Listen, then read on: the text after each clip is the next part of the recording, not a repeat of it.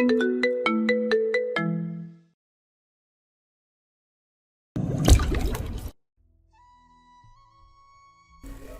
ওকে, চলো অন্তর রিক্সায় তুলতে আসি। তমা তিতির মুখ চাওয়াচাই করলো। দুজনের মনের কথা পড়ে ফেললো বোধহয়। দুজনায় শত শত স্টুডেন্ট আজকে এখানে। সবাইকে কি তাহমিদ স্যার রিক্সায় তুলে দিয়ে আসবেন? তবে আলাপ আলোচনা বাড়িতে গিয়ে করার জন্য তুলে রেখে রুবির থেকে বিদায় নিয়ে হাঁটা ধরল তিনজন। তাহমিদ পাশাপাশি হাঁটছে তিতিরের, আর চোখে খেয়াল করছে মলিন মুখখানা, খুব আদুরে মুখ।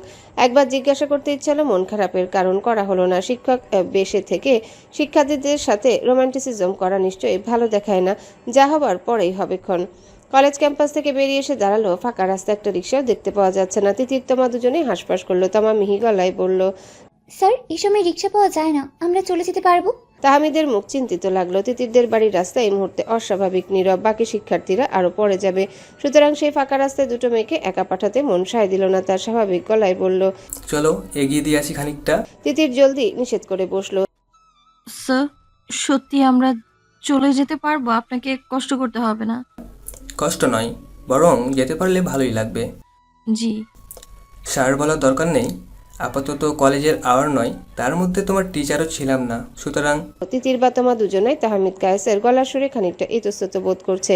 তিতিরের প্রতি লোকটা যে আলাদা একটু কেয়ার দেখাচ্ছে তা দৃষ্টিতেই বোঝা যাচ্ছে। তবে তমা প্রতিবাদ করে উঠল এক প্রকার।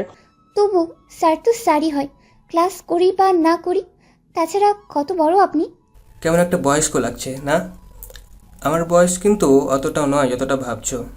চুপসে এলো দুজনারই মুখ। তমা আর চোখে তাকালো তিতিরের দিকে। ইতস্তত করে রাস্তার দিকে দুপা হাঁটা ধরতে চোখে পড়লো খানিক দূরে স্থির হয়ে দাঁড়িয়ে থাকা একটা গাড়ির দিকে। কালো বিধায় চোখে পড়তে বেশ সময় লাগলো। আরো কয়েক পা এগোতেই শীত দ্বারাবে শীতল স্রোত নেমে গেল। দুজনার একে অপরের হাত আঁকড়ে ধরলো। আচমকা দাঁড়িয়ে পড়া আর তোমার হাত ওভাবে আঁকড়ে ধরায় তাহমিদ বোধহয় একটু ভয় পেল। তিতির ব্যথা পেল কিনা সেই চিন্তায় মরিহায় হয়ে খুব কাছে চলে এলো। উত্তেজিত গলায় বলল, ঠিক আছে, তুমি লেগেছে কোথাও? তিতির ছিটকে সরে দাঁড়ালো। কয়েক ফুট দূরে গাড়িটা বন্ধ অবস্থায় দাঁড় করানো। ঈশানের গাড়ি এটা। ভিতরে ঈশানের মুখটাও দেখতে পাওয়া যাচ্ছে। অগ্নি ঝরছে সেই মুখখানা থেকে। অন্ধকারের মধ্যে অগ্নিদৃষ্টি চোখ এড়ালো না তমা বা তিতিরে। তাহমিদ এর মধ্যে ভ্রু কুচকে আছে, ভাবছে তিতিরের আচমকা এত অস্থিরতার কারণ। বারবার ব্যস্ত হয়ে জিজ্ঞাসা করতে ব্যস্ত।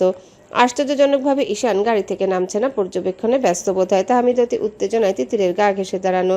এতক্ষণ দুজনের দৃষ্টি অনুসরণ করে সামনে চোখ গেল বেচারার।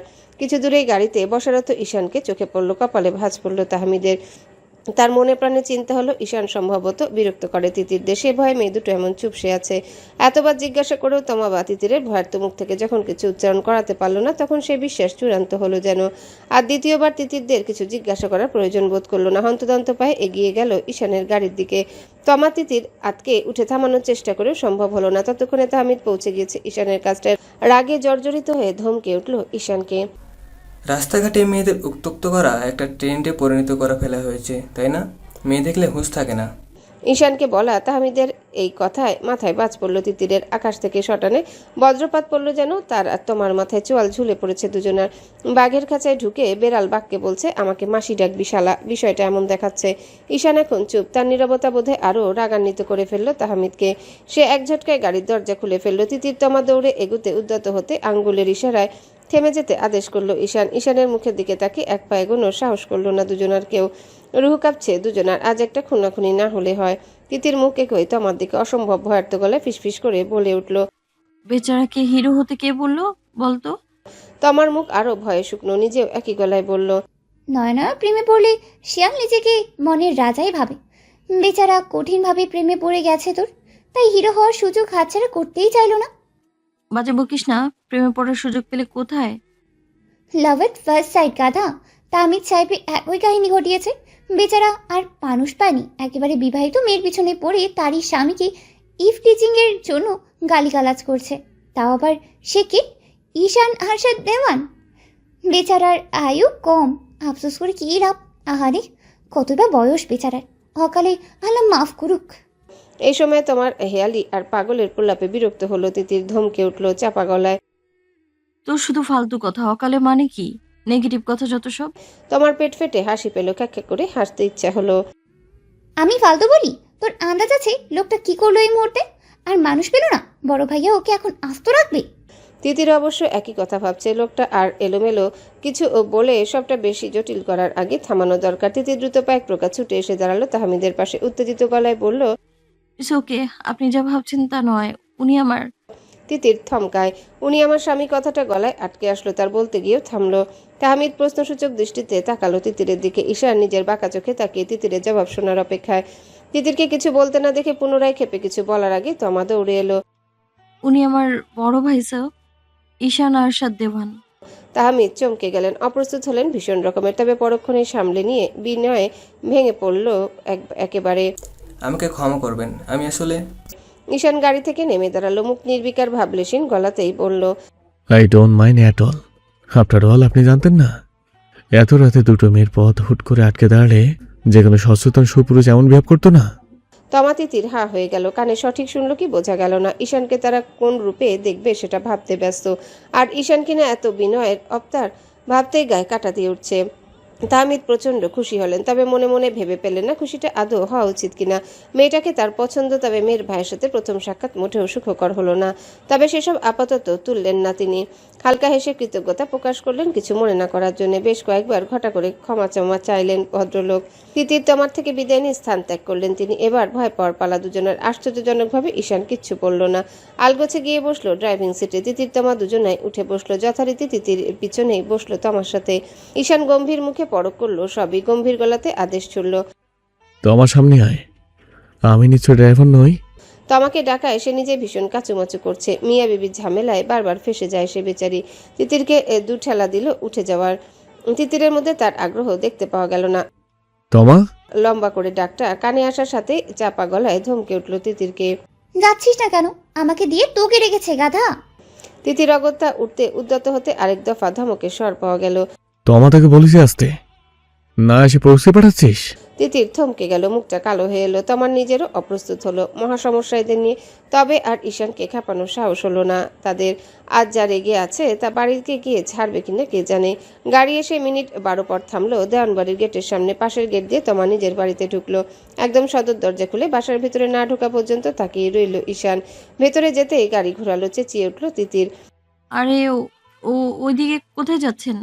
ঈশানের মধ্যে উত্তর দেওয়ার লক্ষণ পাওয়া গেল না। গাড়ি আঁকাবাঁকা গ্রামীণ রাস্তার মধ্যে দিয়ে অনবরত চলছে। ছমছমে পরিবেশ গাড়ির ভিতর থেকেও, কারণ গ্রামের মধ্যে রাত 8টা-9টায় বেশ রাত। রাস্তাঘাটে সচরাচর মানুষ দেখতে পাওয়া যায় না। জমিতে ধান লাগানো হয়েছে, সুতরাং শিয়াল বাবাজি রাও লুকানোর জায়গা না পেয়ে রাস্তায় ঘুরঘুর করে আর কি। তিতির পিছনে একা বসা। ঈশান একদম শব্দহীন গাড়ি চালাচ্ছে। তিতিরের হাজার একটা প্রশ্নের মোটেও জবাব দিচ্ছে না, দেবে বলে মনে হচ্ছে না। গাড়ির ভিতরে লাইট অফ করতে বাইরের অন্ধকার ভেদ করে হালকা স্পষ্ট হলো বাইরের প্রকৃতি। আকাশে আজ ইয়া বড় চাঁদ, তারায় ঝলমল আকাশ। গাড়িতে আলো জ্বলে এতক্ষণ বুঝতে পারা যাচ্ছিল না। এমন দৃশ্য দারুণ উপভোগ করে তিতির, তবে এখন করতে পারছে না। সামনে না বসে মস্ত ভুল হয়েছে। গাড়ি থামাতে বলবে, সামনে বসবে কে? গাড়িটা একটু থামাবেন, আমি একটু সামনে যাব। ঈশান থামালো না। একই গতিতে চলছে তারা। তিতির আতঙ্কে এক প্রকার বাইরে ওই তো শেয়াল ছুটছে। তিতির চলন্ত গাড়িতে আচমকা সামনে এসে পড়ল। ঈশান চমকে গেল, এমন আশা করেনি সে। গাড়ির গতি দ্রুত কমালো। তিতির সামনে সিটে বসে হাঁপ ছেড়ে বাঁচলো যেন। ঈশান আর চোখে দেখলো একবার। তিতির সরাসরি তাকালো ঈশানের দিকে, বুকে আড়াআড়ি হাত ভাঁজ করে বলল, কোথায় যাচ্ছি এখন বলুন, আমি বাড়ি যাব। কথাটা বলে শেষ করতে না করতে কড়া ব্রেক কষল ঈশান।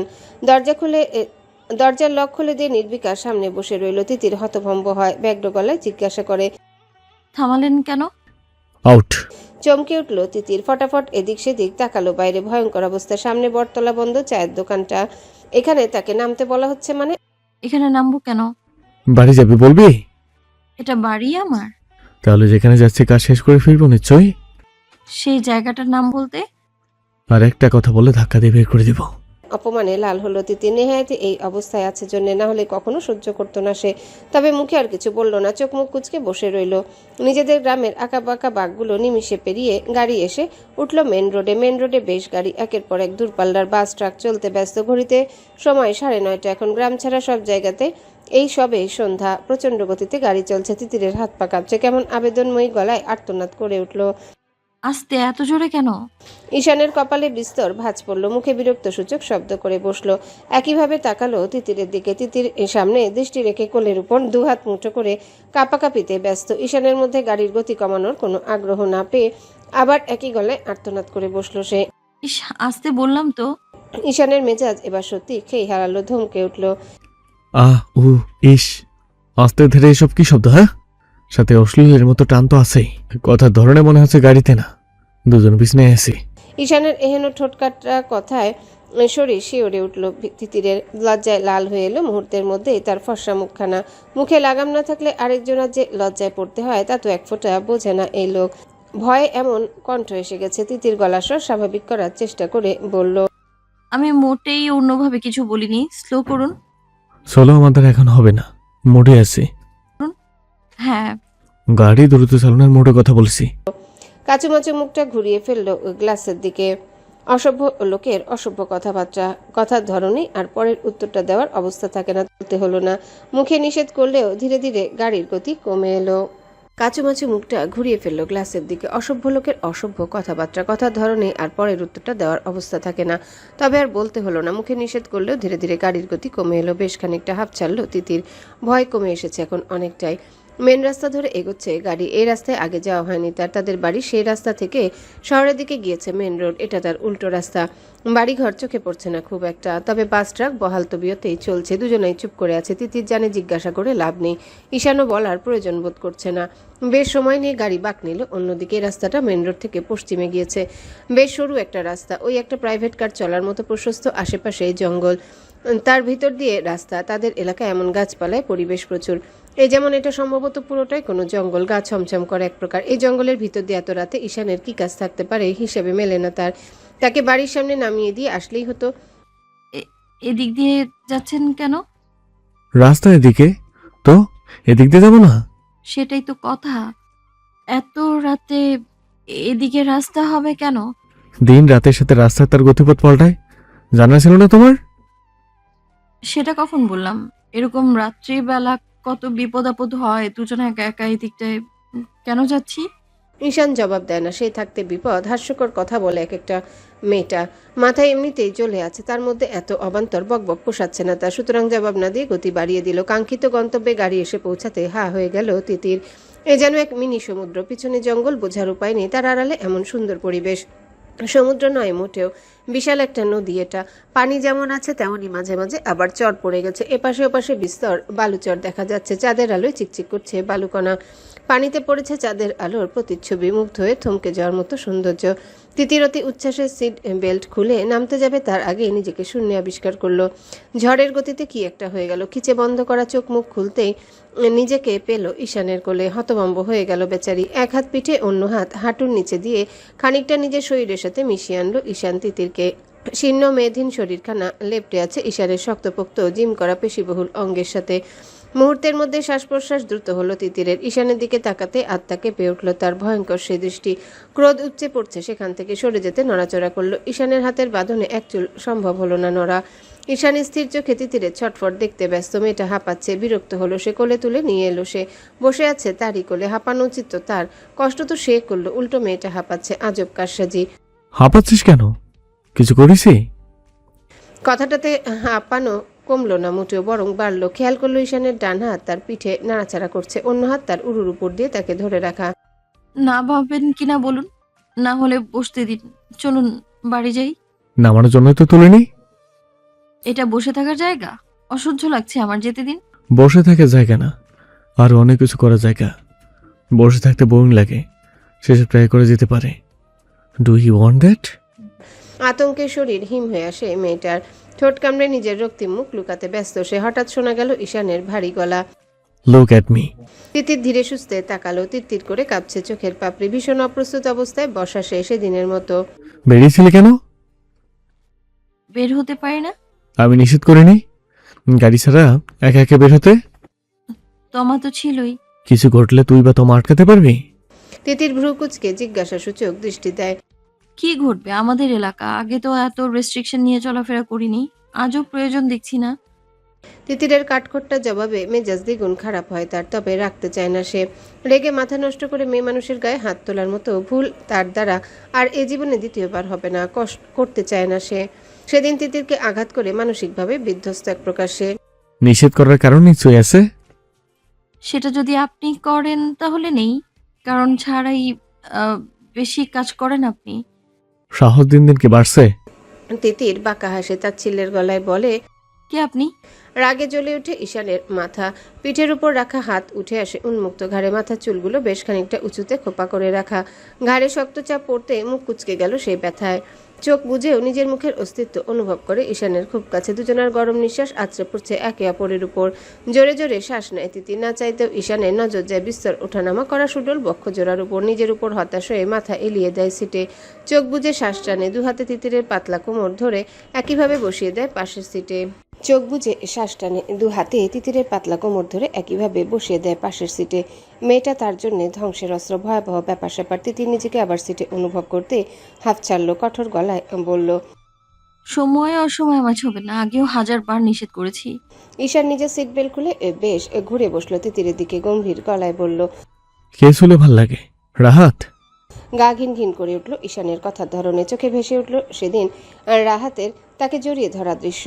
ওই ছবি যতবার তার চোখে ভাসে খুব করে একটা অসভ্য ইচ্ছে করে। ওই ছোঁয়া সে ভুলতে চায়, শরীর থেকে মুছতে চায়, সেটাও আবার ঈশানের ছোঁয়ায়। স্বামী স্ত্রী নামক পবিত্র বন্ধনের নিচে তলিয়ে ফেলতে মন চায় পরপুরুষের অযাচিত স্পর্শ। তিতির দীর্ঘশ্বাস ফেলে।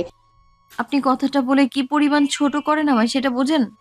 ঈশান শব্দ করে হাসে, বিদ্রুপ করে যেন সে হাসি তাকে। ছোট করি তোকে? সে বোধ আছে তোর? নেই বুঝি? থাকলে না তো সেদিন রাহাতের সাথে আমার নিষেধাজ্ঞা সত্ত্বেও দেখা করতে যেতিস না। না তো আজকে রাতের বেলা বের হতিস, রাস্তায় অচেনা লোকের সাথে মাঝামাঝি করতিস, আর না তো নয়নের এত কাছাকাছি চলতিস। তিতির স্তব্ধ হয়, মাথা ব্ল্যাঙ্ক লাগে তার। সামান্য কথা থেকে কতজনের কথা শোনালো। সে রাস্তায় তাহমিদের সাথে মাখামাখি করছিল, আর নয়ন ভাইয়ের কথা এখানে কোত্থেকে আসলো? বোঝার আগে খেয়াল করলো ঈশান নেমে গেল। গাড়ি থেকে এগিয়ে গিয়ে দাঁড়ালো নদীর একদম কিনারে বালুর উপর। তিতির বসে রইল বেশ সময়। অসহ্যকর মুহূর্ত কাটে এই লোকটার সাথে।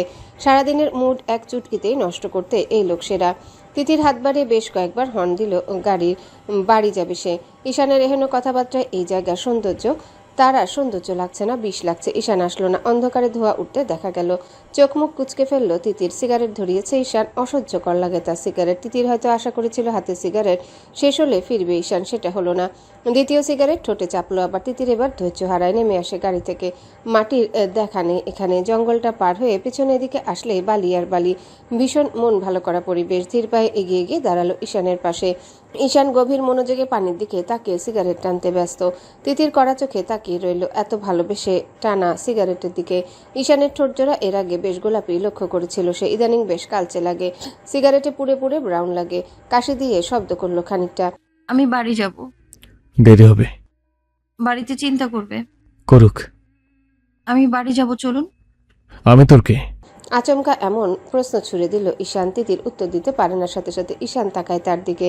এক হাত পকেটে গুজে সোজাসুজি দাঁড়ায় তিতিরের সামনে, একদম ঘেঁষে প্রায়। সিগারেট টানছে, ধোয়া এসে লাগছে তিতিরের মুখে, কেসে উঠছে সে। ঈশান গমগমে গলায় দ্বিতীয়বার প্রশ্নটা করলো। আমি তোর কে? কি বলবে তিতির? সামান্য প্রশ্নে বুক ছটফট করে উঠল কেন তার। মিহি গলায় বলল, কে? তোকে প্রশ্নটা করেছি। তিতির তোতলায়, মাথা নিচু করে ফেলে, পিছিয়ে যায় কয়েক পা। সিগারেটটা ফেলুন। জবাব দে। তিতির মাথা তুলে আগ্রহ কণ্ঠে বলল, তাহলে ছেড়ে দিবেন সিগারেট? ঈশানের ভ্রুজোড়ার মাঝে সরু ভাঁজ পড়ে। আয়সী ভঙ্গিতে সিগারেটে টান দিয়ে বলে, এখানে সিগারেট ছাড়া কথা আসছে কোথা থেকে? আসছে। ঈশান হাতের ছোট্ট অংশটুকু ছুঁড়ে ফেলে, পকেট থেকে সঙ্গে সঙ্গে আরেকটা বের করে ধরায়। ফেলবেন না? তিতিরের গম্ভীর গলার ধমক শুনে ঈশান মনে মনে হাসে। পরক করে মেয়েটাকে। আজ হালকা ডাস্টি গ্রিন একটা জামা পরা। ওড়নাটা আজ গলায় নয় বরং শরীরে ছড়ানোয়। ঠোঁটে ডার্ক লিপস্টিক, চোখে কাজল আছে বোধহয়। টানা টানা ডাগর, চোখ জোড়ায় দৃষ্টি রেখে ডুবে যাওয়া যায় গভীর অতলে। বুকটা ধকধক করে ওঠে। অবাধ্য শরীর মন ওই ঠোঁট জোড়ার উপর এখন নিজের অধিকার ফলাতে আশকারা দিচ্ছে তাকে। তা সে করবে না। সিগারেট নিজের মতো টান দেয়। তিতিরের থেকে সরে অন্যদিকে ঘুরে দাঁড়ায়, মুখে বলে, আমার এখন একটা লাগবে। আগে দুটো খেলেন, এটা তৃতীয়। খেয়াল করেছিস? ফেলুন। তার বদলে কি দিবি? তিতির চোখ গোল গোল করে চায়। সিগারেট ফেলতে বলছে তার ভালোর জন্য, সেটা ফেলতে তাকে কিছু দিতে হবে। কেন আবার? কি দেব? আপনার ভালোর জন্যই বললাম। ঈশান মৃদু হাসে। আমার ভালো তোকে ভাবতে হবে না। সিগারেট খান কবে থেকে? বছর আটেক। তিতির হিসেব কষে ফেললো তখন। ঈশানের বয়স 20-21 ছিল। কি মজা এতে? বলে বুঝবি? টেস্ট কর। নাক মুখ কুচকে ফেলে তিতির, গম্ভীর গলায় বলে, ছেড়ে দিবি না? না একেবারে হুম। সম্ভব না। কেন? অভ্যাস ছাড়া যায় না? চাইলেই যায়। যায় না। কোনো কিছু আমরা তখনই ছাড়ি যখন তার রিপ্লেসমেন্ট থাকে। তিতির বিরক্ত হয়। ভালোর জন্য বলা হলো কথাটা। সিগারেটের রিপ্লেসমেন্ট কি হয় আবার? খারাপ ছাড়তে এত বাহানা থাকবে কেন? সিগারেটের রিপ্লেসমেন্ট কি? গাঁজা, ইয়াবা, হেরোইন, কোকেন এগুলো? ঈশান নিজের দৃষ্টি তাক করে ফেলে তিতিরের পাতলা রক্তলাল অধরষ্টের দিকে। পকেট থেকে হাত বের করে আচমকা বৃদ্ধাঙ্গুলি চেপে ধরে তিতিরের নিচের ঠোঁটে। গভীর চাপে স্লাইড করে। তিতির আচমকা ঘটে যাওয়া ঈশানের কাজে ছন্নছাড়া হয়েছে। চেপে ধরেছে নিজের আনারকলির দুপাশ। ঈশান ফিসফিস করে বলে উঠল, যেদিন এই ঠোঁটে নতুন নেশা ধরাবি সেদিন থেকে এই বাজে নেশা ছেড়ে দেব, কথা দিলাম। তবে শর্ত আছে, আমার অল্পতে পোষায় না। যতক্ষণ না তৃষ্ণা মিটবে, বুকে জ্বালা মিটবে, শরীর ঠান্ডা হবে, ততক্ষণ লাগবে আমার এই উষ্ণজলা থেকে নিংড়ে পড়া মধু। রাজি? বুকের বাঁ পাশের অংশটা বের হয়ে বালুতে গড়াগড়ি খাওয়ার মতো অবস্থা তিতিরের। ঈশান আরেকটা টান দিল সিগারেটে। ধোঁয়া ছাড়ল তিতিরের মুখের উপর। এখন দিলে এখন তাকে ছাড়তে রাজি? তিতির শক্ত হাতে সরিয়ে দিল ঈশানের হাত। হাত দিয়ে মুখের সামনে ধোঁয়া সরালো, কাশছে রীতিমতো। আপনার ঠোঁটে সিগারেটই মানাবে তাহলে। ঈশান হাসে সামান্য। আকাশের দিকে ধোঁয়া ছেড়ে দীর্ঘশ্বাস ফেলে। তা ঠিক, আমার জন্য এখন এই নেশাই ঠিক। নারী শরীরে ওসব পোষাবে না, স্বাস্থ্যহানি বেশি বাড়বে বরঞ্চ। ছোটে ছোঁয়া ফেলে আরও অনেক কিছু পেতে মন চাইবে, সেটা মনে সর্বনাশ ডাকা। তিতির লজ্জা মুখটা ঘুরিয়ে রাখে। নদীতে আকাশের চাঁদের দারুণ এক প্রতিচ্ছবি ভাসছে। বেশ শীতল বাতাস আশেপাশে, মস্তিষ্ক ঠান্ডা হাওয়া। আবহাওয়া নিঃশব্দে দাঁড়িয়ে দুজন। ঈশানকে বড্ড উদাস লাগলো। সেই সাথে তিতির ভাবতে ব্যস্ত তাকে না বকার কারণ। বিশ্বাসই হচ্ছে না তার। খানিক পরে চতুর্থবারের মতো সিগারেট ধরাতে তিতির রেগে গেল। আমার সমস্যা হচ্ছে তো। ঈশান বেশ খানিকটা সরে দাঁড়ালো, কিছু বলল না। ধোঁয়া এদিকে আসছে না, বাতাসের গতির সাথে উল্টো দিকে ভেসে যাচ্ছে। তিতিরের চোখে মুখে মোটেও লাগছে না, তবুও তার রাগ হচ্ছে। শ্বাস নিতে পারছি না, ফেলুন। ঈশান স্বাভাবিক দৃষ্টিতে তাকালো তার দিকে। স্বাভাবিক গলায় বলল, গাড়িতে গিয়ে বসো, আমি শেষ করে আসছি। তোকে বাড়ি ছেড়ে দিয়ে আসি। বাড়ি ছেড়ে দিয়ে আসি মানে কি? ঈশান বাড়ি যাবে না? সময় কত এখন? হাতের ঘড়িতে তাকালো, দেখা গেল না সময়। ঈশানের ফোন ক্রমাগতই ভাইব্রেট হচ্ছে, কেউ কল করছে হয়তো। ঈশান তুলছে না, খুব সম্ভবত বাড়ি থেকে নাও হতে পারে। গিয়ে বসতে বললাম তো গাড়িতে, আমি আসছি। তিতির কথা বাড়ায় না, তপ্ত মেজাজ নেই। গাড়িতে এসে বসে সামনে রাখা নিজের ফোন চেক করে। বাড়ি থেকে অসংখ্য কল, মেসেজ, বোনদের, বড় মামানির। তিতির কল ব্যাক করে প্রথমে শাশুড়িকে। মামুনি, ওপাশ থেকে শোনা যায় ভয়ার্ত কণ্ঠ, ঠিক আছিস মা? কি হবে আমার? তমা বলল ঈশান রেগে আছে। কোথায় তোরা? কিছু বলেছে? এতক্ষণ কল ধরছিস না কেন তোরা? তিতির বাড়ি সবার চিন্তার কারণ বুঝে, একই ভয় তো সেও পাচ্ছিল। তবে ঈশানের মধ্যে সেসব নিয়ে তো কিছু বলতে শোনা গেল না, আবার রাগও বোঝা যাচ্ছে না। আমরা ঠিক আছি মামুনি, তোমার ছেলে আমায় একটু ঘুরতে নিয়ে এসেছে, রাগারাগি করেননি। তিতির খুলে বলল সবটা। রাহেলা দেওয়ান কি যে খুশি হলো ছেলের বইয়ের এমন মিল কল্পনা করে। হাসতে হাসতে ফোন রাখলেন। ইচ্ছে মতো ঘোরাঘুরি করে ফিরতে বললেন। তিতির ফোন রেখে দীর্ঘশ্বাস ফেলে। ঈশানের মধ্যে গাড়িতে আসার কোনো তাড়া নেই। একের পর এক সিগারেটে টান দিতে ব্যস্ত। একটা মানুষ একটানা এভাবে সিগারেট কিভাবে খায় জানা নেই তার। ফুসফুস ঝাঁঝরা হতে আর বেশি দেরি নেই। হাতে সিগারেটটা শেষ করে ঈশান এসে বসলো গাড়িতে। কেমন অস্থির লাগছে মানুষটাকে। মাথা খানিক এলিয়ে দিয়ে রাখলো সিটে। তিতির আর চোখে দেখছে সবই। জিজ্ঞাসা করবে কি হয়েছে, না থাক কি দরকার। স্থির হয়ে বসে থাকে সে। ঈশান চোখ খুলে ড্রাইভিং শুরু করে। গাড়ি ঘুরিয়ে পাকা রাস্তায় তুলে। তিতি 7-5 ভেবে পায় না। সিগারেট টানতে এই রাজ্যে আসার কি দরকার ছিল? আসলোই যখন তাকে আনা হলো কেন? গাড়ি কিছুক্ষণের মধ্যে আবারও মেন রোডে উঠলো। সময় দেখলো তিতির 11:15 বাজে। বেশ রাত, গাড়ির পরিমাণও কমেছে বেশ। আমার থেকে মুক্তি চাইছ তুই? এই লোক কখন যে কোন কথা বলে তার হদিস পায় না তিতির। এই যেমন এখন এই প্রশ্নের আশা সে করেনি।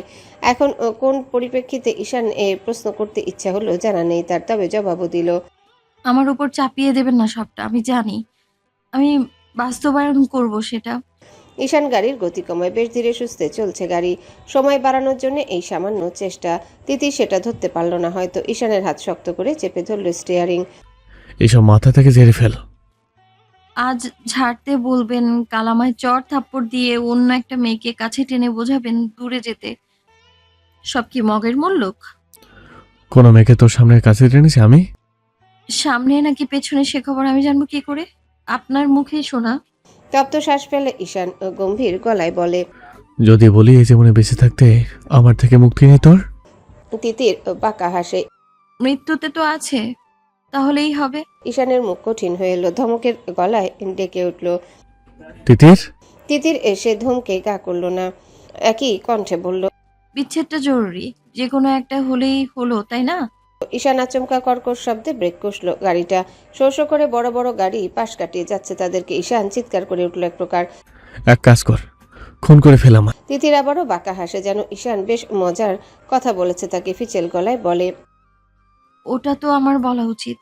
ঈশান রাগান্বিত মুখে তাকিয়ে এখনো। চিন্তা নেই, মৃত্যুই যদি আমাদের বিচ্ছেদের একমাত্র পথও হয়, আমি সে পথেও হাঁটবো। আমাকে এতটাই প্রশ্ন করিস? যে কোনো মূল্যে বিচ্ছেদটাই জরুরি? তিতিরের না চাইতেও ছলছল করে উঠল চোখ জোড়া। ঈশানের কণ্ঠে সে রাগের হদিস পেল না, কেমন একটা অভিমান পেল। তার মন খুব করে চাইল ঈশান একটাবার তাকে বুকে টেনে নিয়ে অন্য সব যুক্তি পাশে রেখে একটাবার বলুক, তিতির ভালোবাসি তোকে, তাই বিচ্ছেদটা চায় না। এটা বললে আর কোনো যুক্তির প্রয়োজন হবে না তার, না কোনো তৃতীয় পক্ষকে তাদের মাঝে আসতে দেবে। তবে ঈশান তা কখনো বলবে না। তাকে তো ঈশান আদৌ ভালোই বাসে না। কি হলো, এত অপছন্দ করিস? তিতির মাথা নিচু করে ফেললো, কান্না লুকাতে চাওয়ার প্রচেষ্টা। নিচু গলাতে বলল, ভুল ভাবছেন দেওয়ান সাহেব, সম্পূর্ণ ভুল। অপছন্দ নয়, বরং বিষয়টা উল্টো, একদম উল্টো। আপনাকে খুশি করতে এই বিচ্ছেদটা দেব আমি। এটাই আমার কাছে আপনার প্রথম চাওয়া ছিল। সে চাওয়া পূরণ না করে জোর জবরদস্তি বিয়ে টিকিয়ে আপনার সাথে বাঁচতে চাওয়ার মতো যন্ত্রণা আমি আপনাকে দিতে চাই না। এখন মনে হচ্ছে অনেক কিছু, হয়তো পরিবার, সমাজ, হাবিজাবি, হয়তো আপনার মহান মন আমার সম্মানের কথাও ভাবছে, তাই এমন বলছেন। তবুও আমি আপনার প্রতি কৃতজ্ঞ তাহলে তার জন্য। তবে ভালোবাসায় অভ্যস্ত আমি। ভালোবাসা ছাড়া কাগজ কলমের চুক্তির জন্য আমি কারো সাথে সারা জীবন কাটিয়ে দিতে পারবো না। ক্ষমা করবেন আমায়। ঈশান থ মেরে শোনে কথাগুলো। যুক্তি শতভাগ সঠিক। নিজেকে অসহায় লাগছে কেন তার? কারণ কি? নিজের অবচেতন মন তিতিরকে কিছু একটা বলার জন্য ছটর ফটর করছে। কি বলতে চাইছে মুখে প্রকাশ হচ্ছে না কেন তার? তার ভিতরে যা চলছে তা সত্যি কিভাবে হয়? তাদের বিয়ে সবে 1 মাস, তার আগে হাতে গোনা কয়েকটা দিন দেখেছে মেয়েটাকে। এরই মধ্যে ভালোবাসা হয়? সে ভালোবাসে তিতিরকে? না, তা কি করে সম্ভব? আগে তাহলে কাউকে ভালোবাসতে পারেনি কেন? রুষাকে পারেনি কেন? অন্য মেয়েদের কি সমস্যা ছিল? এখন এমন অনুভূতির কারণ কি? এটাকে কি ভালোবাসা বলে? সে বুঝতে পারছে না কেন। তিতির চুপ করে থাকে। মনে মনে হয়তো এক আকাশ সমান আশা করলো ঈশানের মুখ ফুটে একটা বার ভালোবাসি বলার। ঈশান তা করলো না। গাড়ি চালু করলো। একটা শব্দ আর উচ্চারণ করলো না কেউ।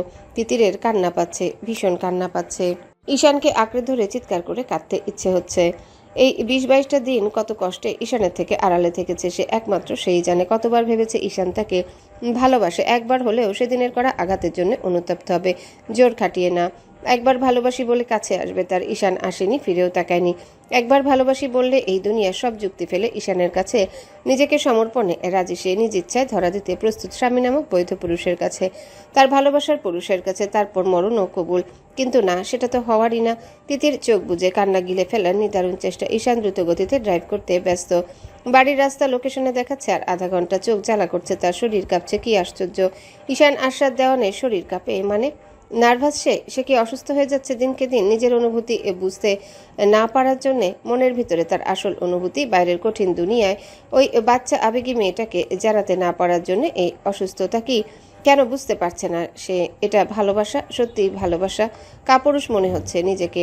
সে ভালোবাসতে জানে, আগে কেন টের পায়নি? গাড়ির ওপরে লুকিং গ্লাস হালকা ঘুরিয়ে দিল তিতিরের দিকে। তিতির চোখ বন্ধ করা, বারবার নিজের দৃষ্টি আটকাচ্ছে মেয়েটার চাঁদ বদন লাল হওয়া মুখটার দিকে।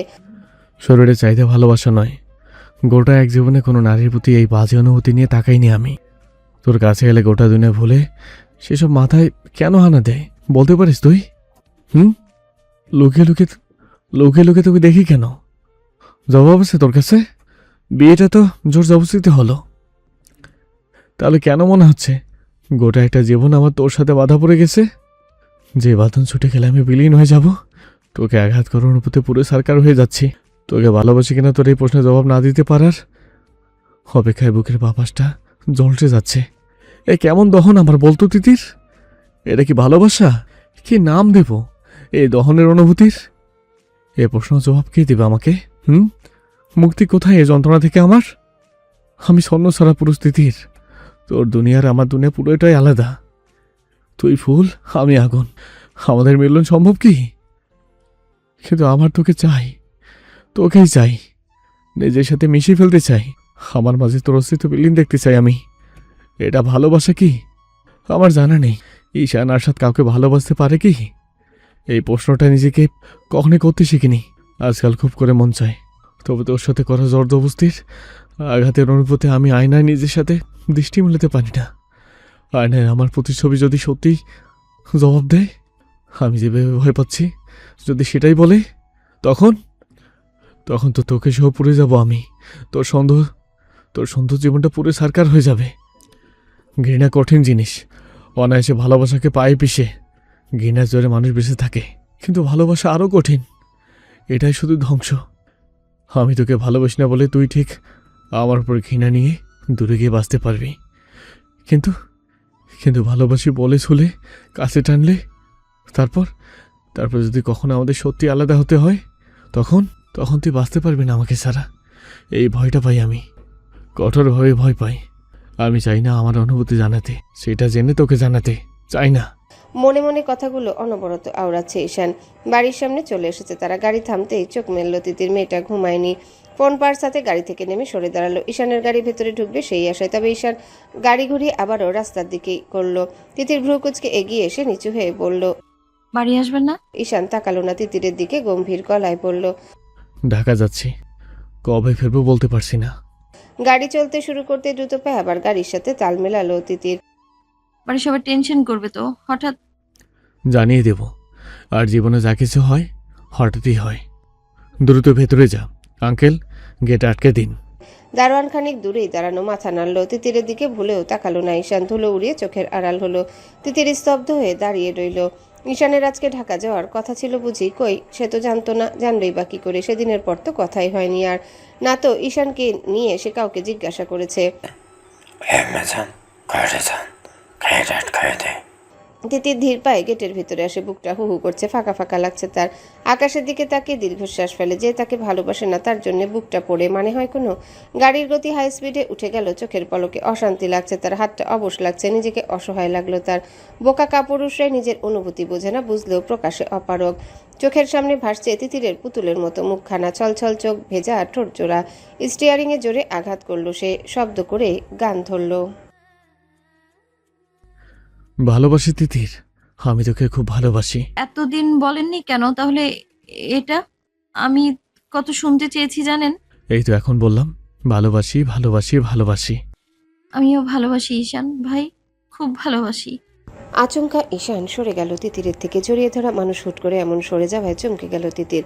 নিজের বসা ছেড়ে উঠে দাঁড়ালো। ঈশান ততক্ষণে সরে গেছে বেশ খানিকটা। রুম ছেড়ে বারান্দার দিকে পৌঁছেছে। তিতির কাছে যাওয়ার আগে ঈশান এক ঘটনা ঘটিয়ে ফেলল। তিতিরের পাখির খাঁচা খুলে দিল। টিয়া পাখির জোড়া ডানা ঝাপটাতে ঝাপটাতে চোখের পলকে চোখের আড়াল হলো। তিতির আর্তনাদ করে উঠল। পাখি জোড়া তার ভীষণ প্রিয়, সবসময়ের সঙ্গী। ঈশান ওভাবে পাখি দুটোকে কেন ছেড়ে দিল? তিতির দৌড়ে যাচ্ছে বারান্দার দিকে। কি আশ্চর্য, যেখানে কয়েক পা এগুলে সে বারান্দায় পৌঁছবে সেখানে অনন্তকাল ধরে দৌড়াচ্ছে, বারান্দা পাচ্ছে না। ঈশান পাথরের মতো নির্বিকার দাঁড়ালো রেলিং ঘেঁষে। হঠাৎ তিতিরকে অবাক করে ঈশান কেমন কাত হয়ে গেল পেছন দিকে। কি ঘটছে বুঝতে পেরে চিৎকার করে হাত বাড়ালো। ঈশানকে ধরতে সম্ভব হলো না, তার আগে রেলিং ছেড়ে পড়ে গেছে ঈশান। তিতির এখনও সেই আগের জায়গাতেই দাঁড়ানো। চিৎকার করে কেঁদে উঠল সে। সামনে এগোতে না পারার আক্ষেপে পাগল প্রায় এসে ঈশান তো পড়ে গেল। এত উঁচু থেকে সে বাঁচাতে পারল না, তার সামনেই ঘটলো সব। কি আশ্চর্য! আরেক সমস্যা, তিতির ঈশানের নাম ধরে ডাকতেও পারছে না। কতবার চেষ্টা করছে, গলা দিয়ে সামান্য আওয়াজটুকু হচ্ছে না। চোখ জোড়া থেকে অনর্গল গড়িয়ে পড়ছে নোনা জল। বহু কষ্টে সে পৌঁছালো অবশেষে বারান্দায়। রেলিং ধরে ব্যস্ত হয়ে ঝুঁকতেই দেখলো ঈশান পড়ে যাচ্ছে। ভাবলেশীনভাবে তাকানো তার দিকে। তিতির এবারে জোরে সোরে চিৎকার করে উঠল, শব্দ হলো গলা দিয়ে। যাবেন না আমার ছেড়ে ঈশান ভাই? লাফিয়ে বিছানা ছেড়ে উঠে বসলো তিতির। হাত দুটো এখনো সমানে কাউকে আঁকড়ে ধরে রাখতে চাচ্ছে। বারান্দার গ্লাস বন্ধ পেয়ে থমকে গেল তিতির, স্তব্ধ হয়ে গেল। আশেপাশে ব্যস্ত চোখে তাকালো। ঘরময় অন্ধকার। সে তার বিছানায় বালিশ ভিজে একাকার। স্বপ্ন দেখছিল সে। খাঁচাটা বারান্দায় গ্লাসের সামনে ঝোলানো। পাখির জোড়া একে অপরকে ঘেঁষে ঝিমুচ্ছে।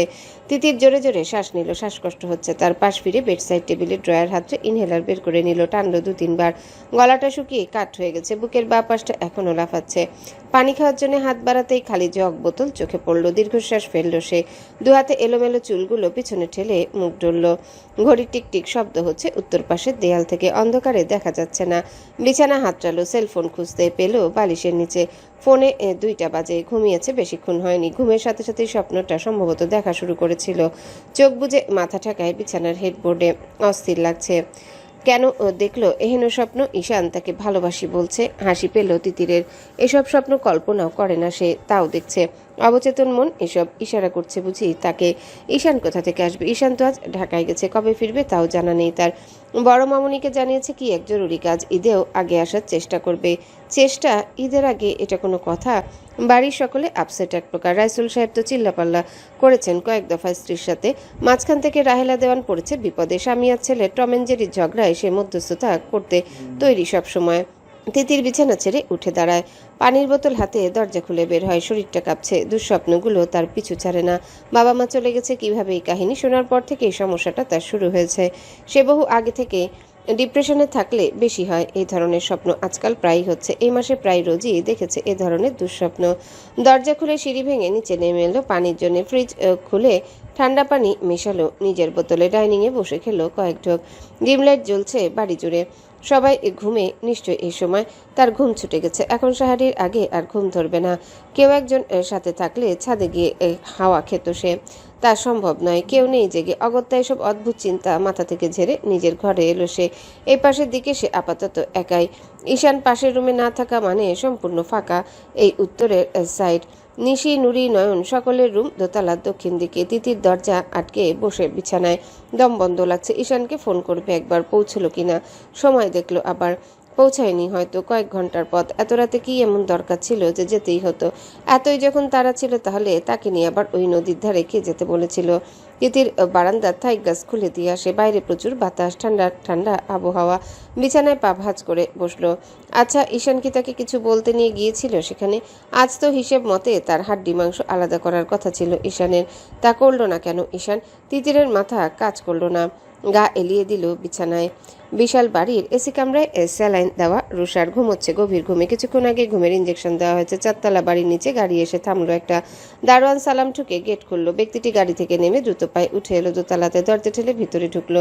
ঘুমন্ত মেয়েটাকে দেখলো, কেমন বাচ্চা বাচ্চা মুখখানা। দরজা আটকে চেয়ার টেনে পাশেই বসলো। মাথায় হাত বুলিয়ে দিল কয়েকবার।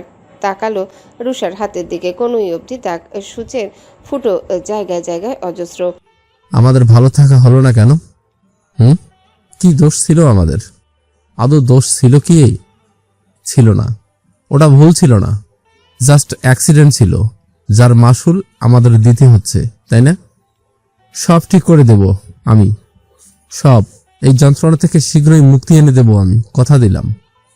রুষা ঘুমের ঘরে মাথায় রাখা হাতটা টেনে নিল। মুখে হাসি দেখা গেল। হাতটা আলতো চুমু খেলো ঘুমের ঘরে। শক্ত করে ধরে রেখে ঘুমের দেশে পাড়ি দিল। সাজিদ গভীর ঘুমে মগ্ন। পাশে একই অবস্থায় অনিমা ঘুমাচ্ছে। 3 কামরার ফ্ল্যাট। বাসার অপর দিকের কামরায় নিয়াজ ঘুমে। মূলত তারা একই বাসায় থাকে ঢাকাতে। নিয়াজের অফিস সাজিদের বাসা থেকে 10 মিনিটের পথ। বন্ধুকে অন্য কোথাও একা থাকতে দেওয়ার মানেই হয় না। বিগত কয়েক বছর হলো একসাথেই থাকে তারা। সাজিদের ফোন শব্দ করে বাজছে। অনিমার ঘুম আগে ভাঙলো। বিরক্তি মাখা চোখে তাকালো। এদিক ওদিক হাতড়ালো, ফোনটা খুঁজতে পেল না।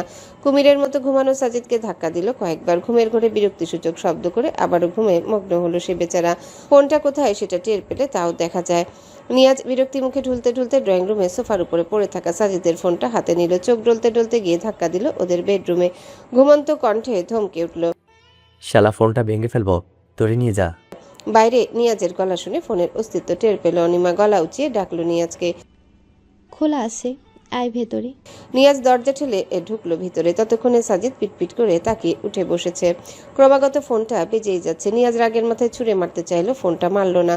আলতো ঢিল দিয়ে ফোনটা রাখলো সাজিদের পায়ের কাছে। আঙ্গুল তুলে সতর্ক করলো দ্বিতীয়বার ফোন যেন লাউডে দিয়ে এমন যেখানে সেখানে ফেলে না আসে। সাজিদ সেসবে কান দিল না। চোখ ডলে তাকালো ফোনের দিকে। থানা থেকে ফোন, এত রাতে, বিরক্তিকর। ফোনটা কানে তুললো, কথা বললো সময় নিয়ে। বলার থেকে বেশি শুনেই যাচ্ছে। ভ্রু কুচকে এসেছে তার। আচমকা চেঁচিয়ে উঠল, হোয়াট? কখন? নিয়াজ সবে বেরিয়ে গেছিল ওদের রুম থেকে। সাজিদের উত্তেজিত কণ্ঠে আবারও ঘরে ঢুকলো। অনিমা আগ্রহ চোখে তাকানো সাজিদের দিকে। সাজিদ হু হা করে যাচ্ছে। মুখে ঘুমের রেশ মাত্রা আর নেই। দ্রুত পায়ে উঠে দাঁড়ালো বিছানা থেকে। কানে এখনো ফোনটা ধরায়। আমি আধ ঘন্টায় পৌঁছাচ্ছি। ফোন রেখে মাথা নাড়ালো দুদিকে। হতাশায় নিয়াজ জিজ্ঞাসা করলো, কি হলো? 4th rape. কথাটা কানে আসতে নিয়াজ অনিমা একসাথে চিৎকার করে উঠল প্রায়। হোয়াট? চোখাচোখি হলো তিনজনের। অনিমা বিছানা থেকে নেমে আসলো। ব্যস্ত হয়ে স্বামীকে জিজ্ঞাসা করলো, কোথায়, কবে? হয়েছে ঢাকতেই, পুনরায় ঢাকায় লাশ পাওয়া গেছে বুড়িগঙ্গায় ওপাশে। কিন্তু নিয়াজেরও ঘুম ছুটে গেছে, টনটনে গলায় বলল। কিন্তু সাজিদ তাকালো দুজনার দিকেই, গম্ভীর গলায় বলল। মেয়েটা আমাদের এলাকার, খুনটা রাতেই হয়েছে। লাশটা নিয়ে আসা হয়েছে আজ রাতেই, তারপর ফেলা হয়েছে এখানে। পোস্টমর্টম হয়েছে? নিয়াজের কথায় মাথা নাড়ল সাজিদ। হয়নি, মেয়েটা নিখোঁজ ছিল কাল বিকেল থেকে। পরিবার ভেবেছে কোনো বন্ধু বান্ধবের কাছে গেছে, তবে এশার নামাজ পরে খোঁজ না পাওয়ায় পুলিশ জানায় আজকে সদরঘাট থাকা লাশ উদ্ধার করেছে মেয়েটার, সম্পূর্ণ নেকড় অবস্থায়। ধারণা করা হয়েছে রেপ, তারপর মার্ডার। বাকিটা পরে জানা যাবে। মেয়েটা আমাদের হারু স্যারের মেয়ে সুবর্ণা। অনিমা নিয়াজ দুজনার মুখে চুপসে গেছে। সাজিদ বের হবে, দ্রুত বাথরুমে গেল। এই নিয়ে এটা চতুর্থ রেপ কেস সাজিদের। আগের তিনটে আনসলভ বলা চলা এক প্রকার, কারণ আসামি ধরা পড়েনি। তিনটি খুনের স্টাইলই এক, প্রথমে রেপ করা হয়, তারপর গলা টিপে হত্যা। তদন্ত চলছে এই নিয়ে। এরই মধ্যে 4 নম্বর গা শিওরে ওঠে অনিমা। নিয়াজ গম্ভীর মুখে বসেছে চেয়ারটায়। সাজিদ দ্রুতই তৈরি হয়ে নেয়। নিয়াজ উঠে দাঁড়ায়। যাব তোর সাথে। মাথা নাড়ে দুদিকে সাজিদ, অনিমাকে দেখিয়ে বলে।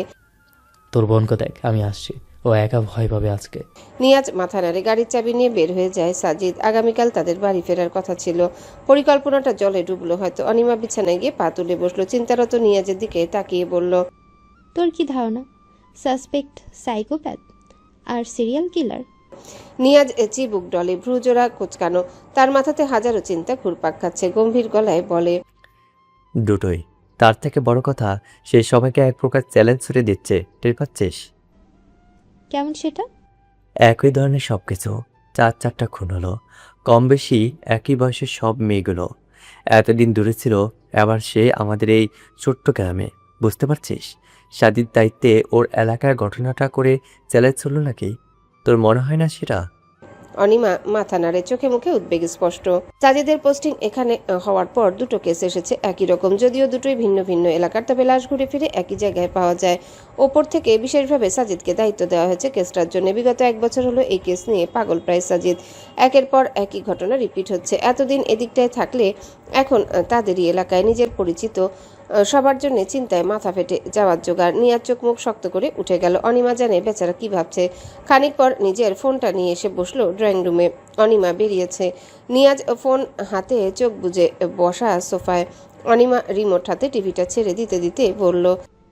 ভাবিস না তো, নিশিকে কল কর, আমি চা করে আনি। নিয়াজ মুখ তুলে সময় দেখে। এত রাতে মেয়েটাকে কল করবে? ঘুমটা নষ্ট হবে, আবার মনটাও মানছে না তার। যে মেয়ে খুন হয়েছে নিশির ভার্সিটির ফাইনাল ইয়ারের স্টুডেন্ট, অর্থাৎ নিশির ব্যাচমেট। মাথা ঝিমঝিম করে উঠে নিয়াজের 7-5 না ভেবে কল করে মেয়েটাকে। 2বার কল কেটে 3বার কল রিসিভ হলো। নিশ্রী ওপাশে ঘুমে কাতর, অস্ফুট স্বরে উত্তর নিল। নিয়াজের বুকটা জ্বালাপোড়া করছে। নিশি, হুম। বিরক্ত করলাম খুব? একদম না। Miss you. নিয়াজের এমন কণ্ঠে ঘুম ছেড়ে গেল। নিশি ঝটপট বিছানায় উঠে বসলো, ব্যস্ত হয়ে বলল। কিছু হয়েছে নিয়াজ? নিয়াজ জোরে জোরে শ্বাস নেয়, মিহি গলায় বলে। সুবর্ণ নামে কাউকে চিনো? নিশি অবাকই হয় এত রাতে সুবর্ণার খোঁজ করায়। চিনবে না কেন? তারই ব্যাচমেট, তাছাড়া একই এলাকা তার। চিনি তো, ওই যে মেইন রোডে উঠতে ওপাশে যে একতলা বাড়ি, সেটা ওদেরই তো। আমার ব্যাচমেন্ট, সেম ডিপার্টমেন্ট। খানিক থামলো সে। নিয়াজও চুপ করে রইল। তার মানে সুবর্ণার এত বড় একটা ঘটনার কথা জানা নেই ওদের। গলা পরিষ্কার করে নিয়ে পড়ল। She is no more. আতকে উঠল নিশি। নো মোর মানে কি? আজ সকালে ক্লাসেও দেখা হয়েছিল মেয়েটার সাথে। ভালো স্টুডেন্ট, তবে বেশ ইন্ট্রোভার্ট। মানে কি? একে একে যতটুকু জানে ঘটনা খুলে বলল নিয়াজ। নিশি যেন আকাশ থেকে পড়ল, ডুকরে কেঁদে উঠল। অভাবনীয় বিষয় এটা, স্বপ্নেও ভাবতে পারিনি। মার্ডার হলো এখানে, লাশ সদরঘাটে, মানে কি? আর কিছু জানতে পারিনি। সাজিদ গেছে, পরে যা জানতে পারি জানাবো। নিশি কেঁদেই যাচ্ছে। নিয়াজের মনে হলো এত রাতে মেয়েটাকে কথাটা বলে আপসেট না করে দিলেই পারত, কিন্তু তার অস্থির লাগছিল। নিশির সাথে এখন কথা বলতে না পারলে দম আটকে আসতো তার। খানিক নিজেকে ধাতস্থ করে শুকনো গলায় বলল। আপাতত বাড়ি থেকে বের হওয়ার প্রয়োজন নেই, কেমন? আমরা কাল যেতে চেয়েছি, ডেকে সাজিদ আসুক। কেসে মোড় কোন দিকে যায় তুমি, নুরি, তিথি, তমা ওদেরকে বলে দেবে একদম যেন বাইরে না বের হয়, কেমন? অবস্থা খুব একটা সুবিধা নয় যেহেতু। নিশি নাক টানলো, ভাঙা ভাঙা গলায় বলল। ভাইয়া বারবার নিষেধ করে গেছে আমাদের বাইরে না যেতে, আমরা কেউ শুনি না। এসব কারণেই হয়তো। কোথায় গেছে ঈশান? নিশি অবাক কণ্ঠে জিজ্ঞাসা করে। ঢাকাতেই তো গেল, বলেনি তোমাদের? নিয়াজ অবাক হয়। এমনিতে 2-1 দিনের জন্য ঢাকা আসলে ঈশান বরাবরই তাদের বাসাতেই উঠে, আর তারা সকলেই কখন কোথায় যাওয়া আসা করে সবসময় একে অপরের কাছে আপডেট থাকে। চিন্তার ভাঁজ পড়ে নিয়াজের কপালে। কবে এসেছে? কবে মানে? বলো কখন? রাতে রওনা দিয়েছে তো, 11:30টার দিকে সম্ভবত। আরও অবাক হলো নিয়াজ। সন্ধ্যার পরে গ্রুপ কলে আড্ডা দিয়েছে তারা কিছুক্ষণ। ঈশান অবশ্য সবটা সময়ই কলে ছিল এমনটা নয়, তারপরও একবারও তো বলল না ঢাকা আসার কথা। অনিমা সাজিদ জানে কি, তবে নিশিকি এত সব প্রশ্ন করলো না, নরম গলাতে বলল, ঈশান তোমাদের জন্য চিন্তা করে তাই বলেছে, বুঝতে পারছো এখন? তাছাড়া এখন তো প্রমাণ পেলি, ভয় পাওয়াটা অমূলক নয় কিন্তু। যেহেতু এতগুলো একই রকমের মার্ডার, তার উপর খুনি ধরা পড়েনি, তার উপর আজকে এত বড় ইনসিডেন্টটা ঘটলো একদম নিজেদের সাথেই বলা যায়, চোখের সামনে। সতর্কতার চূড়ান্ত থাকতে হবে কিন্তু, কেমন? আমি জলদি চলে আসবো, টেনশন না করে এখন ঘুমাও। নিশির সাথে আরো 2-4 মিনিট কথা শেষ করে ফোন রাখলো নিয়াজ। অনিমা নিউজ চ্যানেল দিয়ে গেছে, সেই খবরই দেখানো হচ্ছে। অনিমা 2 কাপ চা নিয়ে এসে বসলো সোফায়। 1 কাপ নিয়াজের হাতে ধরিয়ে দিতে দিতে বলল, কথা হলো? হুম। সাজিদ ফিরুক, চিন্তা করিস না, দ্রুতই বাড়ি ফিরবো।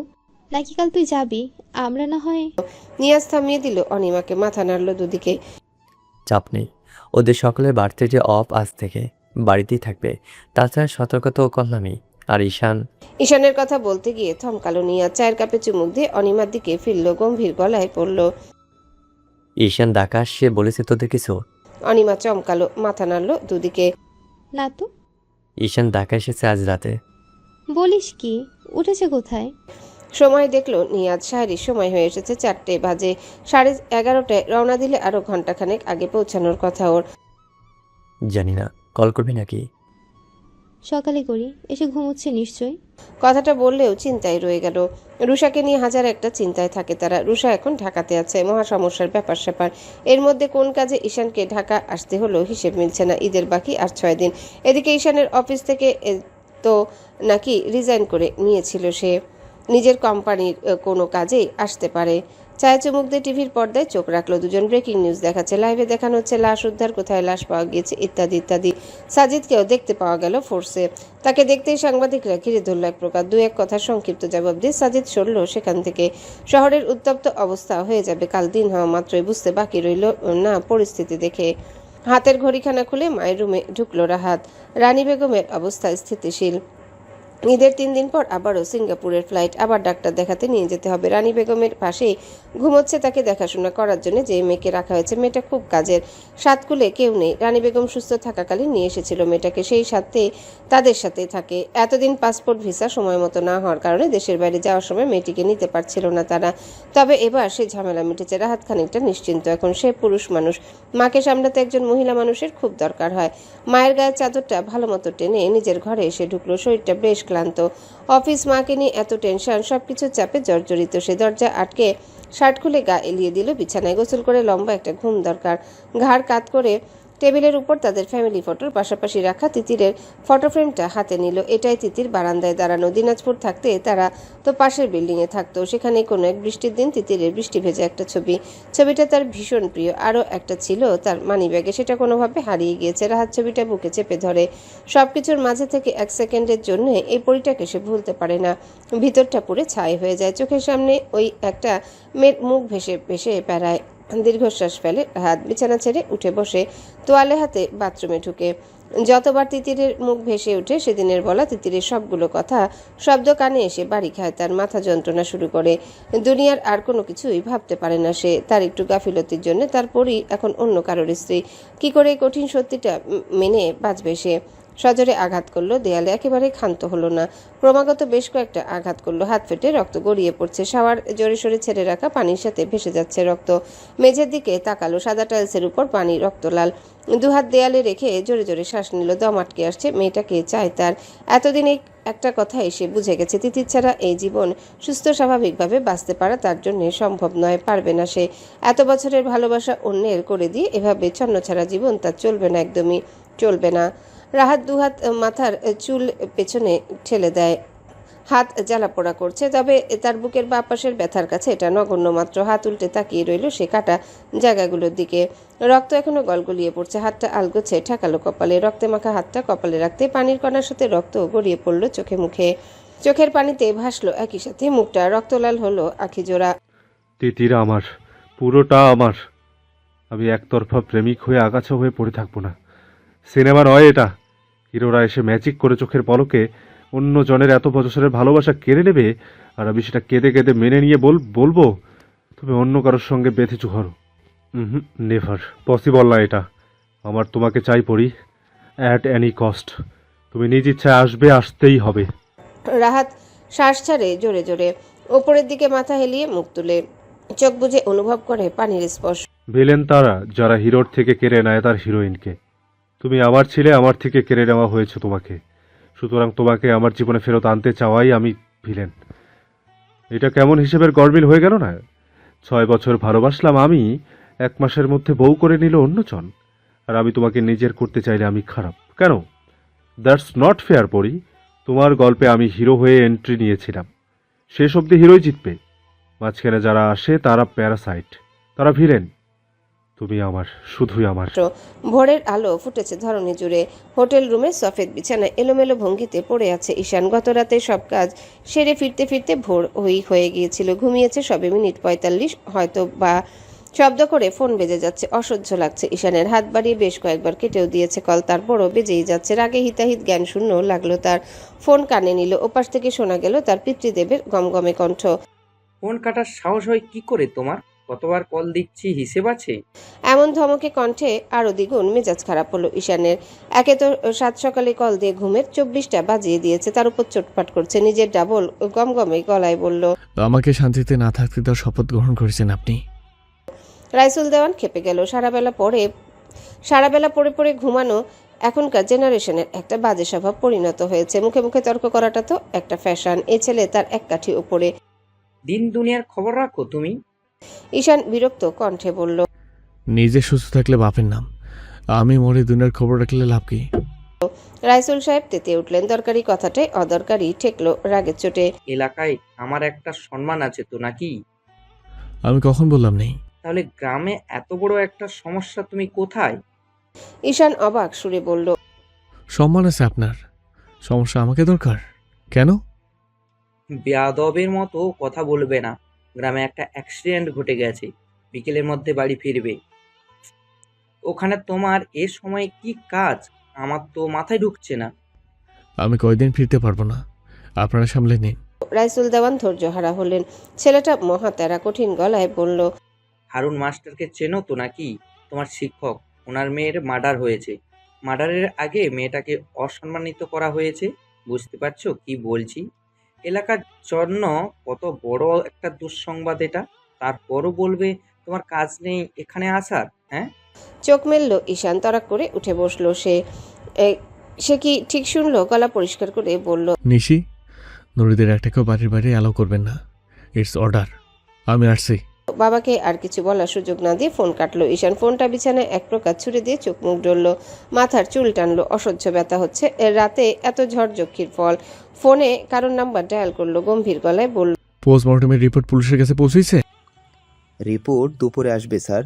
পুলিশের হাতে যাওয়ার আগে আমার চাই। কাজ হয়ে যাবে। তোমাদের ওদিকের কি অবস্থা? Body all done. দেখেছে কেউ? কাক পকিতেও না। খোঁজ পাওয়া গেছে? আরেকটা দিন লাগবে। ওকে। বিছানা ছেড়ে দ্রুত ফ্রেশ হয়ে বের হলো ঈশান। আজকে আর ঘুমটা হলো না। আবার এতটা পথ ড্রাইভ করে যেতে হবে, ক্লান্ত লাগছে তার। আচ্ছা, নিয়াজদের আজ ফেরার কথা, ওরা ফিরবে কি? অবশ্য না ফিরতে পারারই কথা। সাজিদ নিশ্চিত আটকে গেছে কেসটা নিয়ে। ঝটপট নিয়াজকে কল করলো আবার। নিয়াজ, অনিমা, সাজিদ সোফায় বসা। সাজিদ সবেই ফিরেছে থানা থেকে, ইনসিডেন্টটা নিয়ে আলোচনা করছে। খুঁটিনাটি সব শুনছে নিয়াজ আর অনিমা। নিয়াজ ঈশানের বিষয়টাও জানিয়েছে সাজিদকে। আচমকা ঈশানের কল আশা করেনি তারা কেউই। একটু পর তারাই কল করতে চাচ্ছিল। চোখাচোখি হলো 3 জনের মধ্যে। নিয়াজ কল তুলল। ঈশান ল্যাপটপে টাইপ করতে ব্যস্ত। একই সাথে নিয়াজ কল রিসিভ করতে লাউডে দিয়ে আবারও চোখ রাখলো ল্যাপটপে। বাড়ি ফিরছিস আজ তোরা? তুই কোথায়? জানিসই তো, প্রশ্ন করিস কেন? নিয়াজের হাত থেকে ততক্ষণে ফোন নিজের হাতে নিয়েছে সাজিদ। গম্ভীর গলায় বলল, রুশার লাস্ট লোকেশন সদরঘাট দেখাচ্ছিল। ঈশান মোটেও চমকালো না, গম্ভীর গলায় জবাব দিল। ফিরছিস কি আজকে নাকি আটকে গেলি? সাজিদ দীর্ঘশ্বাস ফেলে গম্ভীর গলাতেই জবাব দেয়। ফিরবো। আমাকে ওখানে তদন্ত করতে পাঠানো হলো।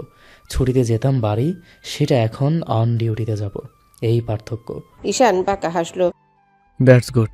এক কাজ কর, তোর থানা গাড়িটা থাকুক, আমারটাতে চল। আসবি বলিসনি কেন? পুলিশ বন্ধু, সবই তুই জেরা। তুই রুশার সাথে দেখা করেছিস? নিয়েজকে দে। সাজিদ বিরক্ত হয় বারবার ঈশানের হেয়ালিতে। কথা এড়িয়ে যাচ্ছিস কেন ঈশান? কিছু জিজ্ঞেস করছি আমি। ঈশান শব্দ করে হাসে, বাঁকা গলায় বলে। ঈশান নরসাদ দেওয়ানা থেকে কৈফুত চাইছিস? কৈফিয়ত নয়, তুই জানিস সবটা কেন জিজ্ঞেস করছি, জানিস না? জানি। তাহলে? যেটা ঘটেছে সেটা ঘটারই ছিল। জানিস কেন? পিপি লেখার পাখায়ও যায় মরিবার তরে। সো ডোন্ট প্যানিক, তৈরি হয়নি। বাবা দ্রুত যেতে বলল। হারু স্যারের মেয়ের বিষয়টা নিয়ে পুরো গ্রাম আপসেট। তোর তদন্ত তো জলদি শুরু করা উচিত। সাজিদ দীর্ঘশ্বাস ফেলে। এই ঈশানটার সাথে মাঝে মধ্যে কথা বলাই দুষ্কর। রোজা আছিস? এক গ্লাস পানি খেয়ে আয়।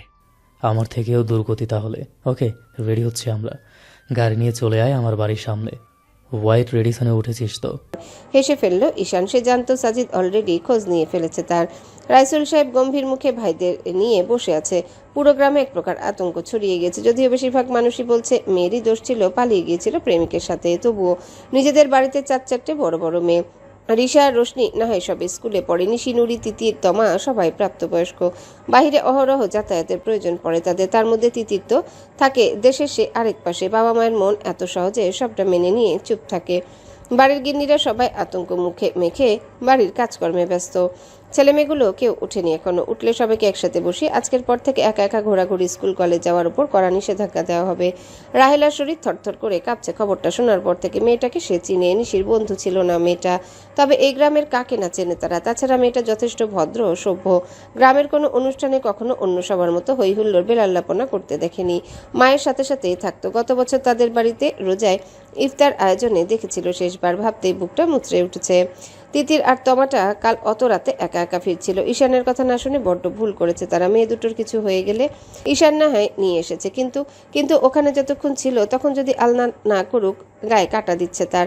জায়েদের সাথে সায়ারির সময় খবরটা শোনার পর থেকে এটা নিয়ে আলাপ করে যাচ্ছেন তিনি। ঈশান আসলে দরকার হলে মেয়েগুলোকে আচ্ছা করে ধমক দিয়ে দিতে বলবে। বিষয়টার মোটেও হেলাফেলা করার অবস্থায় নেই। তিতির ঘুম থেকে উঠল তখন বেলা 12টা পার হয়ে গেছে। রাতে ঘুম হয়নি। শাড়ি খেয়ে একবারে সেই যে শুয়েছে। এখন অবশ্য ফ্রেশ লাগছে বেশ খানিকটা। ফ্রেশ হয়ে নিচে নামতেই চোখ পড়ল বসার ঘরে। পরিবারের সকলের দিকে চোখ কপালে উঠার মতো অবস্থা। মামারা কেউ অফিসে যায়নি, এমনকি নয়ন ভাইও না। নুরি, নিশি, তমা সেখানে বসা। তিতিরকে দেখে রাইসুল সাহেব হাতের ইশারা করলেন কাছে গিয়ে বসতে। তিতির বসলো বড় মামাকে ঘেঁষে। মাথায় হাত বুলালেন তিনি। মাথা যন্ত্রণা করে কি আজকাল? মাঝে মধ্যে তো করেই, আজ করছে না মামা। রাইসুল সাহেব মলিন হাসে, গম্ভীর গলাতে বলেন। ঈশান ফিরলে জলদি ভাবে ডাক্তারের কাছে যাবে কেমন? এই কথাটা যেন আমাকে আর একবারও বলতে না হয়। তিতির মাথা ঝাঁকায়। বাড়ির সকলে তার এই সমস্যা নিয়ে চিন্তিত। কতবার যে ডাক্তার দেখাতে নিয়ে যেতে চায়, যাওয়াও হয় না। তা অবশ্য নিজের জন্যই হয় না। একটা অ্যাক্সিডেন্ট হয়েছে মা গ্রামে।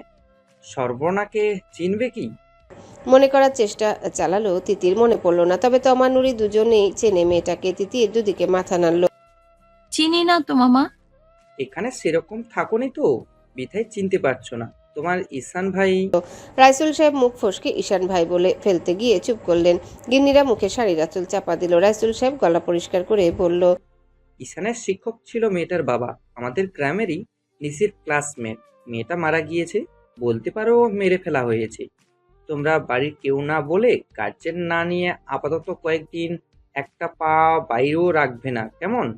তিতির অবাক চোখে তাকিয়ে রয়। তাদের এলাকা শান্তির এলাকা নামে পরিচিত। সেখানে জলজান্ত একটা মেয়ে ভাবা যায়?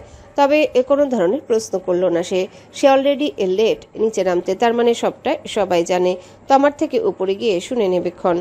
ঘরময় পায়চারিতে ব্যস্ত নুরি। সকাল থেকে ইয়াজকে কলে পাচ্ছে না সে। আজকে দেখা করতে যাওয়ার কথা ছিল। সে বেচারা কালকে ফিরে যাবে। নানান দিকের ব্যস্ততায় আবারও কবে দেখা হবে বলা মুশকিল। অথচ আজকে বের হতে পারছে না। এরকম একটা বিচ্ছিরি ঘটনা ঘটে গেল। আজকে কোনো যুক্তিতে বের হওয়া সম্ভবই না।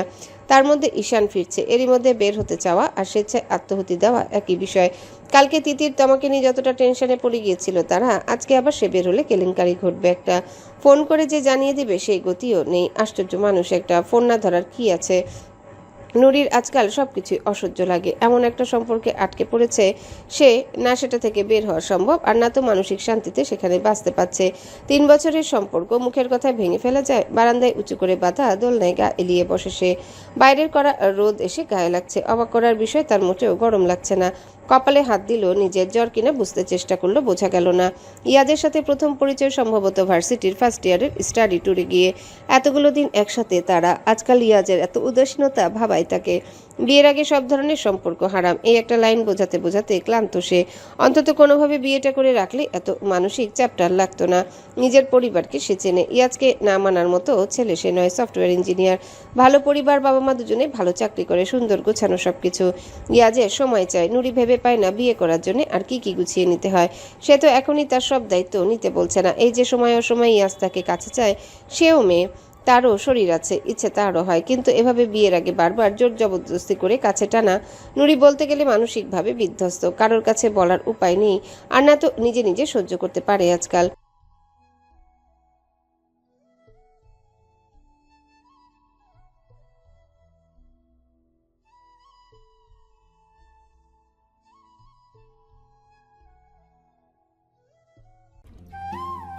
হ্যালো বন্ধুরা, পরবর্তী পার্ট খুব তাড়াতাড়ি আসবে, তো সবাই অপেক্ষায় থাকো। আর চ্যানেলটি যারা এখনো সাবস্ক্রাইব করোনি তারা পরবর্তী পার্ট দেখার জন্য চ্যানেলটি সাবস্ক্রাইব করে রেখো। ধন্যবাদ সবাইকে, আমাদের সাথেই থেকো।